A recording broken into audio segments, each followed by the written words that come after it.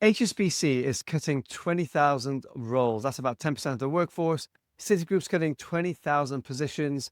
McKinsey's cutting an estimated 3 to 4,000 roles. And large enterprise L&D budgets are being cut by 12%. If you are a coach, consultant, facilitator, or you've ever thought about doing any of this kind of work, today we're going to talk about why those stats and numbers are so important for you. If you're new here, I'm Riley, this is Ped, and together we have over 30 years of coaching and consulting experience. And we really just want to talk through, on this episode in particular, 3 things that you need to keep in mind to get ahead of this stuff, really. I kind of want to just dive in to make the most of our time. Yeah, well, before we get into the 3 things, so we'll just quickly talk about why those numbers are a problem or something that we need to be concerned with. But when I read those numbers, or when I read the news around those numbers, 2 things came up for me, and I'd be curious to know if anything else came up for you, Riley. The first is, well, if you if you're currently working in business and you're thinking about coaching as a side hustle or thinking about moving into coaching, then it's, for me, those numbers spoke to not resting on your laurels and thinking that your job is secure. I mean, I know that when I was working in my last actual job in an organization, I had the redundancy that came my way came to me as a complete surprise. So that's the first thing that I recognized. You might have a nice cushy job in a consultancy, a bank, or maybe it might not be a top tier, but things are looking precarious, and we can, there's the AI piece around that, which is not what we're going to talk about today, but a lot of those layoffs are down to AI being replacing certain roles. So that's the first thing that I thought about. But the second thing, it's that last stat around the budgets, L&D budgets going down, because there's a slightly smaller pool of money sloshing about. There's still millions sloshing about, mind you, but it does mean that you need to get ahead of building your own client opportunities so that with the limited money that is in the system, you get a slice of that rather than having other people get that. And I don't know whether there's anything for you that came up when you heard those stats. Yeah, I think a lot of people emotionally react to these kinds of headlines and this kind of news, but like even logically, I also heard this stat recently that I think it was 37% of Americans have more in debt than they do invested. And that just like blew my mind. And I just like, regardless of the profession, I know obviously our experience is in the service space, like service providing, coaching, consulting space. But if you're one of those people who are, whether you have a full-time job now, maybe you're already freelance, you've started, it's a side hustle, like anything, all the above or in between. I just think it's never made more sense to get into entrepreneurship and to create more of your own opportunities for those like just the sheer stats as well, like whether it's supplemental income or you're just thinking ahead and being proactive. And we've had so Yeah. many client stories that mirror this too. Like Jennifer is the first one that comes to mind, who saw the writing on the wall, saw $100,000 contract that might disappear. It Which did. it did. And but fortunately she had started working with us, but on this stuff beforehand. It's the reason we know about it is because she was working with us on it. And 4 days after she lost that contract, she'd already signed her next project and started working toward it. Within 3 months, she reclaimed 75% of that lost revenue. So it's not that it's like all roses and, puppies and sunshine and rainbows or whatever, however that saying goes, but it's like this stuff's, it's important. Like, and it's your own, it's career and future and livelihood. It feels very important to me. Yeah. Let's go into the 3 things so that people can get. Yeah. So the first thing, hopefully I'm not just glossing over this, but I think there's so much content out there about it. We probably already also have content about this, is if you are trying to create more of your own coaching or consulting opportunities or maybe fractional work, regardless, whatever the work is, you got to know who you are targeting, who you're speaking to, because everything else that we're going to talk about comes after that. Like you really need that to be your filter or your compass for all the rest. What you're going to Yeah. offer, what you're going to do. The way I've been thinking about it recently, it's your marketability, right? Because a lot of people who are listening to this will identify as proud generalists, like I do.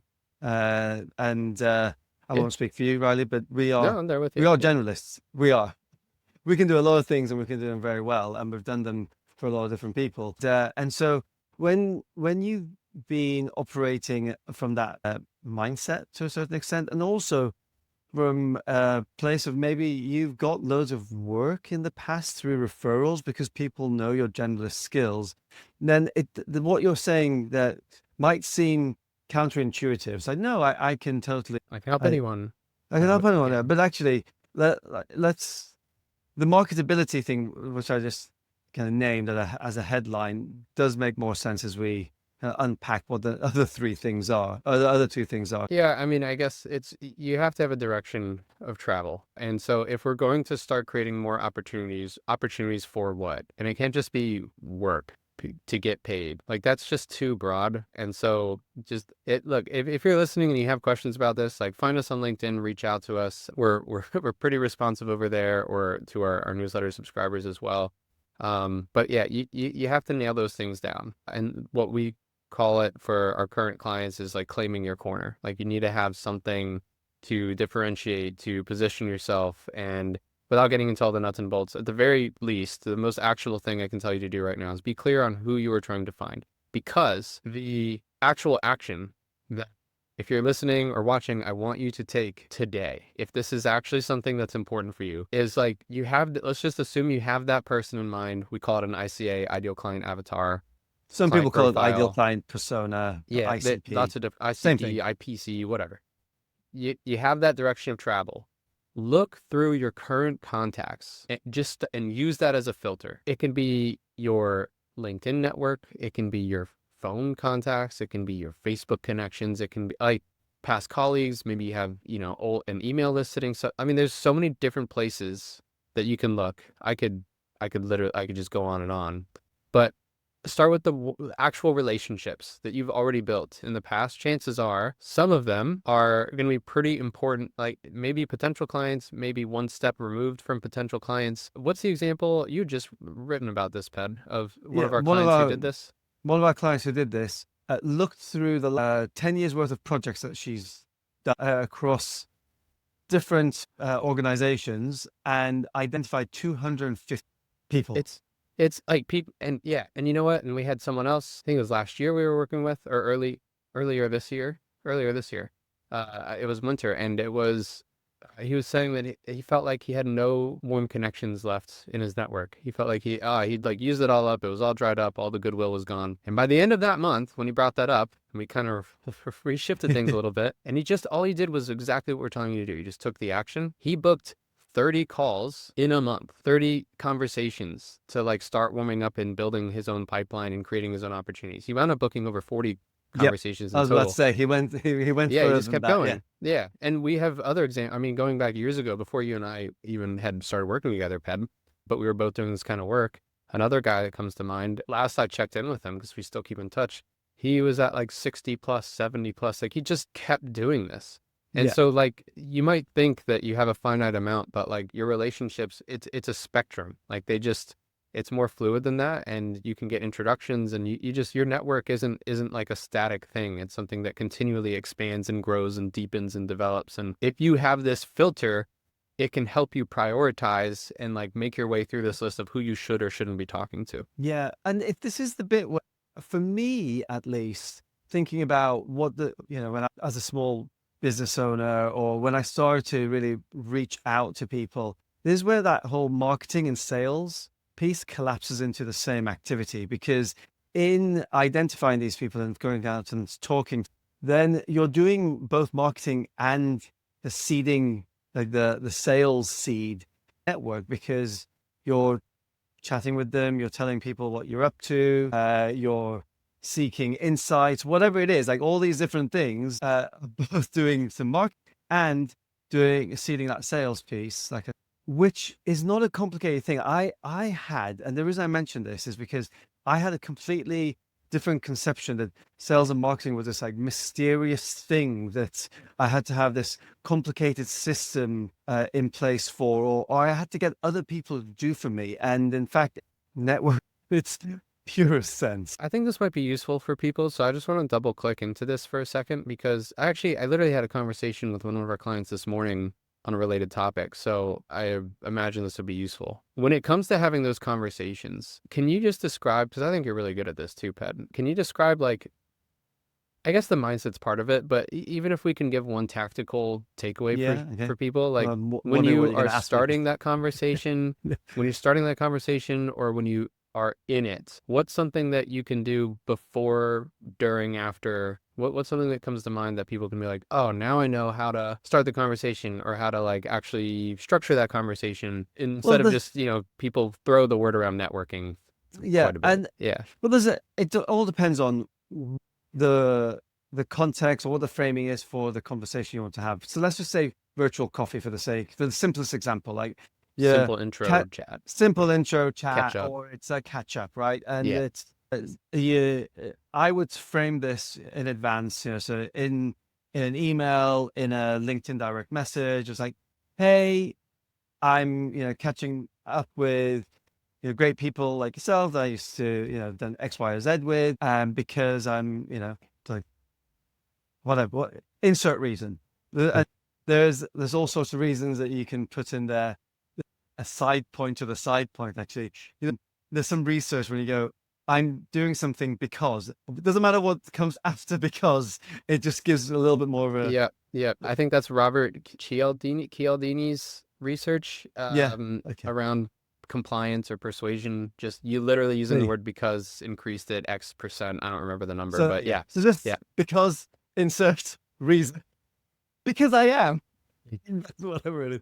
And then also like the beginning bit of the conversation, that's where you don't want you do want to have a bit of a structure for a virtual coffee at least. And you go, hey, would love to hear what you've been up to, where and what you're working on right now. And I'm happy to share what what I've been up to and what I'm working on right now, and see if any opportunities where we can, take forward, or we can see connections or whatever it is that you setting up some sort of, there might be something that happens afterwards rather than just a pure Yeah, so you're giving a reason for the call, even if it's a very light reason, it's still a reason. And then when you get on the call, you're kind of setting the agenda. There's plenty of rapport, and man, sorry for any listeners, I'm super nasally today, getting over some congestion.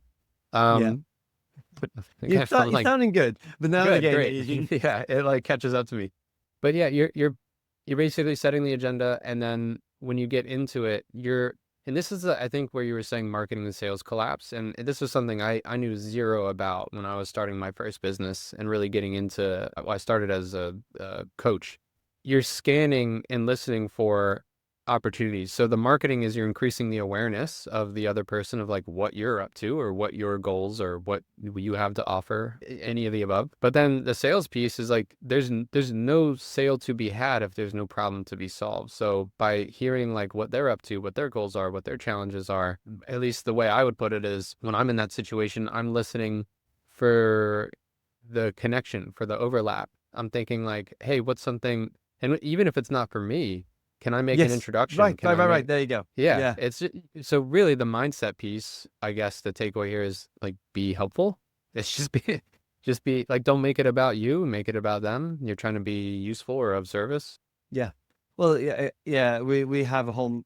We talk about this mindset of sales as an Yeah. act of service, and yeah, with going into the whole like sale, how we feel about it or not, like the fact that even a virtual coffee, when framed well, when it's not even when you're not really pushing for a sale, is still part of a sales process ultimately, and that's what I mean about being really honest about things. Like, hey, I'm I'd love to hear where you're at. I'll show you where I'm at. We'll see where see where we can take things further, including if you, like you said, Riley, even if it's not you, you can point them somewhere else. And that stuff leaves goodwill in the marketplace, right? Exactly. Yeah. And they can also go, oh, if you're working on that stuff, I know, person X or person Y that you need to have a chat with. And so yeah, it's all Hence the good juju. networking. Hence the Yeah. network. And I think that there's that saying, it's like always be selling, or always be closing or something like that, ABC. So But I think, I mean, really, this is like always be serving. And yeah, so it's the irony here is that by trying to be useful, yeah, I think a lot of times people start a business out of their own self-interest, or they want to create more coaching opportunities because they want more clients, because they want more money, because they want to travel. I don't know, whatever the thing is. But actually, if there is a big piece of you that it just wants to have an impact, if you keep that at the forefront, then the irony is by not neglecting yourself, but by prioritizing the other person, you create more opportunities for yourself because people want to be Yeah. helpful Yeah. and vice versa. Yeah. Yeah. So know who you're Okay. trying to talk to, recap here, get back on track, structure the conversation, but actually just go through your contacts, look for those people, start talking to them. But then the third piece that really makes this, that we wanted to hit on, that makes this kind of come together is having some sort of a system. And so for us, that system is a CRM. We've custom created our own CRM for our clients on a platform called Notion, but it is way simpler and way less sophisticated than the Salesforce or the HubSpots of the world. There's a lot of very overly complicated, overly priced systems out there that just have a lot of bells and whistles you don't need. And the reason that you need this is because it will help you ultimately save time and energy, because you are just focused. It's kind of your, it's sort of like your home base or your safe space to like keep all of this Information. intact and organized, so that you're actually prioritizing and filtering through the people that you do or don't need to talk to, that are worth your time or not worth your time, based on whatever your goals or service is. Because you don't need to be pitching your mom for your No. coaching services, but she's probably in your phone. We can skip over that contact. You know what I mean? Yeah. When it comes to business development. Yeah. And this can be as simple as a spreadsheet, Totally. especially, and especially nowadays, Google Sheets. It's moving towards being a little bit more database. I don't know if you've kind of noticed this, right? But essentially, your CRM is going to be, it's a fancy way of saying, here's your contact information. So name, if you imagine a spreadsheet with like name, and then another column for email address, and another column for LinkedIn URL, and whatever. But what makes a CRM really useful, and what Riley's talking about, is you can create these additional columns, or in certain databases they're called properties or fields, where you can have a status around where somebody is in a sales process. So you might have a stage which is initiated contact, like initiated. Another one might be engaged, so someone has like actually replied back to you.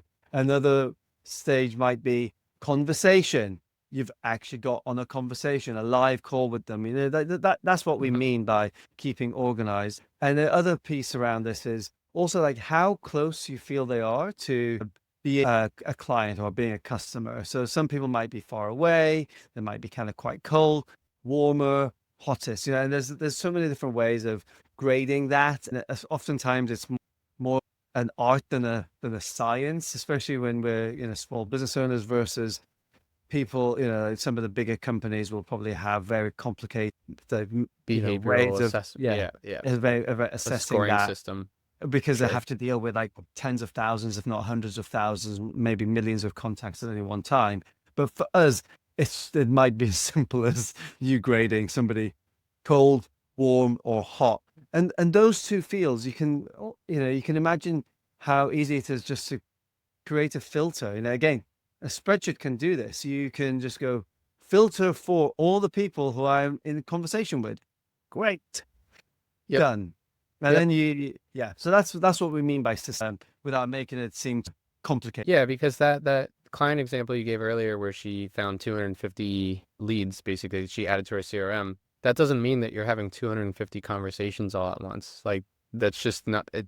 You're not doing that. You're filtering for who you need to be talking to, so you show up, in front of the right people at the right time, in the right place, Yeah. as in the right channel, or whether it's WhatsApp or LinkedIn or email or whatever. And it makes me think of actually my best friend. His dad was in HVAC. Do you guys call it HVAC in the We UK? don't, but I understand Heating what and it is. cooling. We'll say, yeah, heating and Ventilation, ventilation. Yep. Yeah, I don't know what it's called. heating, Okay. air conditioning. And air, yeah, something like that. Anyway, that stuff. He was in that field. But he was in sales, and he was in it for 30, 35 years, something like that.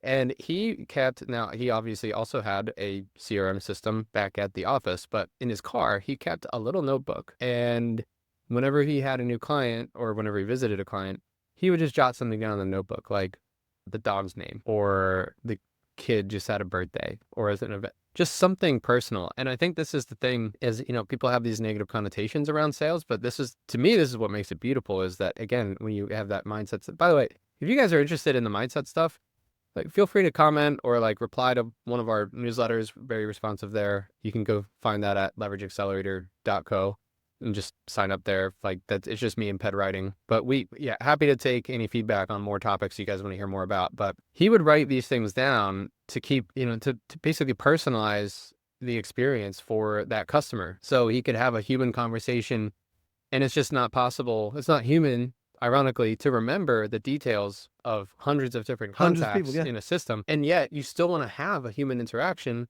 when you're talking to that person and when you're catching up. So how do you do that?